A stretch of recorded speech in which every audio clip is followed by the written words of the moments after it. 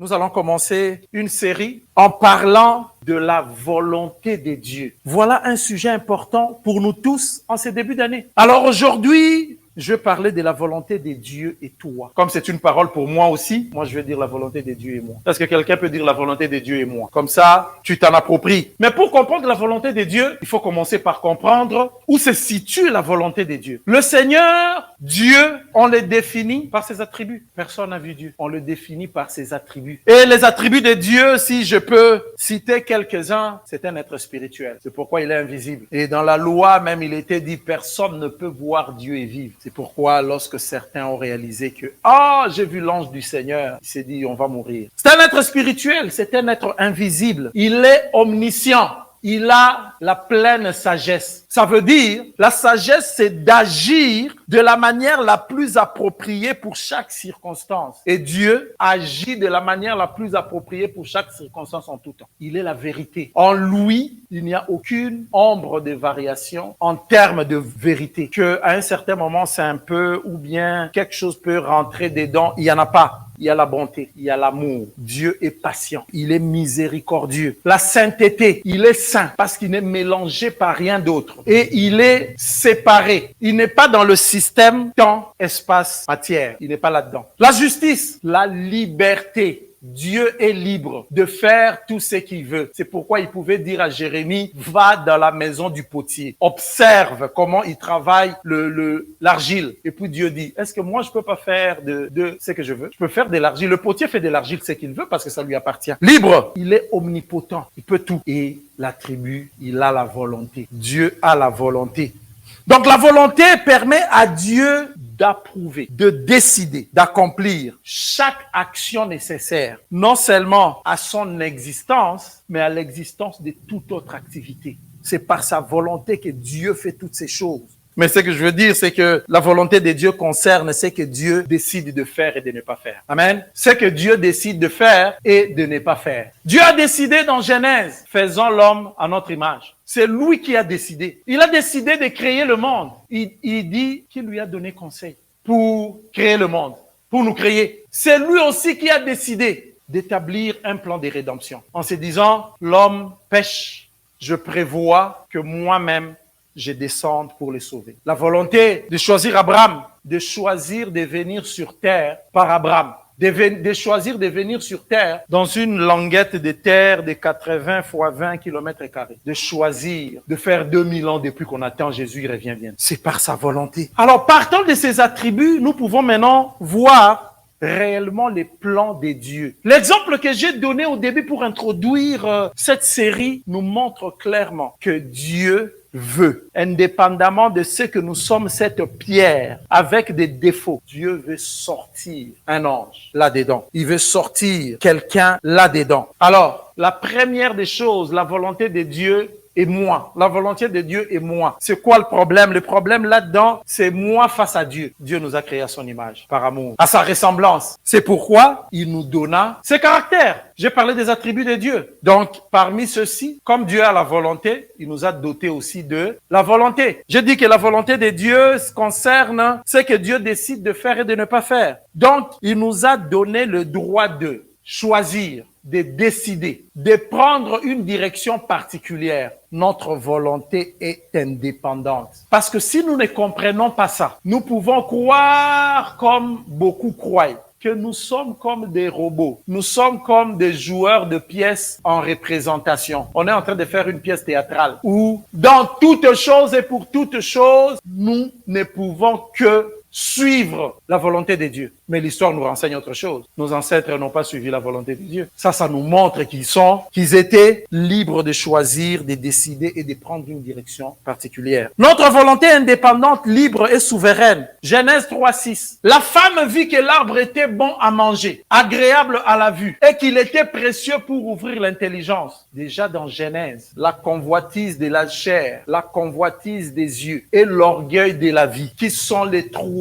éléments principaux par lesquels nous péchons aujourd'hui. La convoitise de la chair était bon à manger. La convoitise des yeux était agréable à la vue et l'orgueil de la vie et qu'il était précieux pour ouvrir l'intelligence. Elle prit de son fruit et en mangea. Elle l'en donna aussi à son mari qui était auprès d'elle et il en mangea. Cette histoire nous montre librement le libre choix. L'homme avait la capacité d'exercer sa volonté et de choisir librement son chemin. Maintenant, vous comprenez, il y a la volonté de Dieu ici, il y a la volonté de l'homme ici. Dieu est libre de se choisir et de faire toutes choses. L'homme est libre de se choisir et de faire toutes choses parce que Dieu l'a créé à son image. Vous comprenez la suite. Qu'est-ce qui arrive lorsque les deux volontés se heurtent? Lorsque la volonté de Dieu se heurte à celle de l'homme, la tension entre le créateur et la créature, c'est ce qu'on appelle le péché. Rien que ça. Monde déchu. La volonté de Dieu qui était qu'il vive éternellement dans ce jardin, qu'il s'épanouisse et qu'il gère, se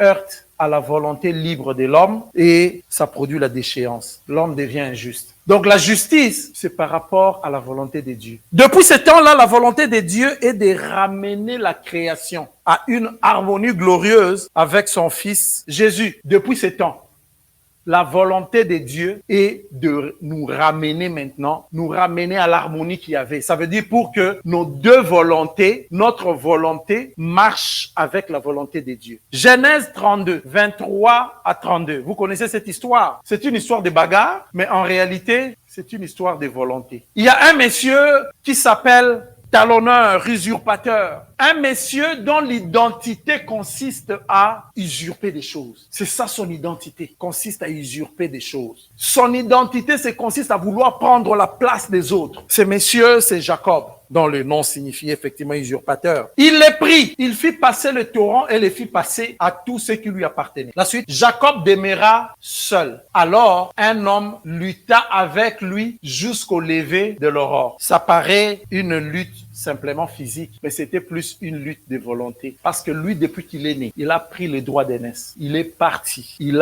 est arrivé chez l'autre. Combat sur combat, combat sur combat, combat sur combat, de sorte que pour lui, il ne devait jamais perdre. Il devait toujours être, mais par ses propres moyens. Mais cette nuit, lorsqu'il resta seul, il a eu un vrai combat de volonté. Seigneur, est-ce que je dois continuer à agir comme j'agis ou Seigneur, maintenant, je dois accepter ce que toi tu dis? C'est pourquoi ça s'est terminé par des dégâts, parce que c'était une lutte de laisser sa volonté marcher à la volonté de Dieu. Est-ce que Jacob savait même que jusqu'en 2023, il y aurait encore son nom dans toutes les télés? Mais c'est le nom que Dieu a donné. C'est pourquoi j'étais en train de vous dire, la vision de Dieu pour nous est juste inimaginable. On peut juste pas s'imaginer. Donc, on pouvait dire à Jacob que 3000 ans après, il y aurait une technologie avec, les gens peuvent voir des images au loin là, et on lira ton nom sur des écrans. Aucune idée. Donc, c'était la lutte entre deux volontés. La volonté de Jacob et finalement, cette lutte s'est terminée par Jacob accepter que maintenant, je m'appellerai comme les messieurs avec qui je viens lutter, pas m'appeler, lutter avec Dieu. On lui donne le nom d'Israël. Il accepte. Revenons. Ayons toujours à l'esprit que nous avons une volonté libre et chaque fois, il y aura toujours notre volonté à côté de la volonté de Dieu. Deux possibilités seulement. Soit qu'elle va être en dehors de la volonté de Dieu, soit elle va aller avec la volonté de Dieu. Il n'y a pas une troisième hypothèse. Il remporte la